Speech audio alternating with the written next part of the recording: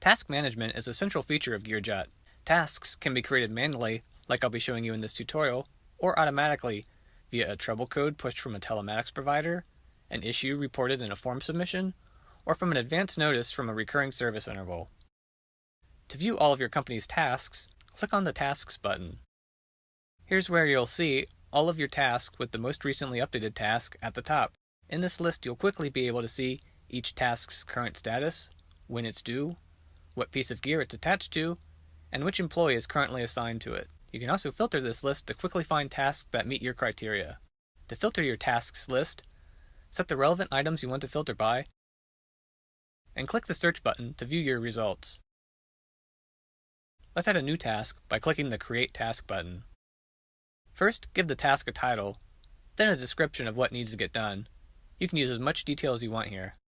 For even more clarity, you can attach files to your task, such as images, PDFs, and other Microsoft Office documents. Then, assign a user to this task,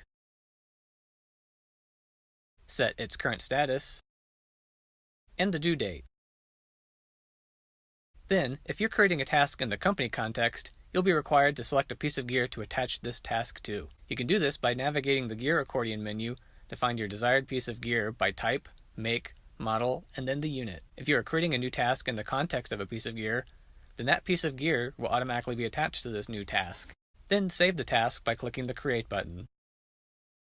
After you have successfully created a new task, you'll be redirected to this task's page within its attached piece of gear's context. Also, this task's assigned user will have received a notification so that they are aware that they have been assigned.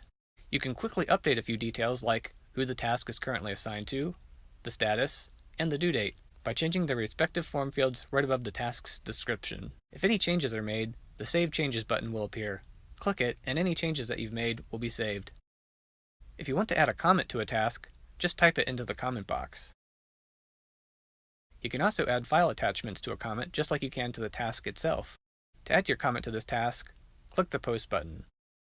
When you add a comment to a task, the user who is currently assigned to it will get a notification. If the user has enabled mobile push notifications, they'll instantly receive a notification on their mobile phone like this.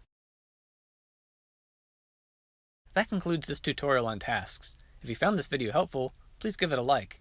If you still have some questions about this topic, please add a comment below.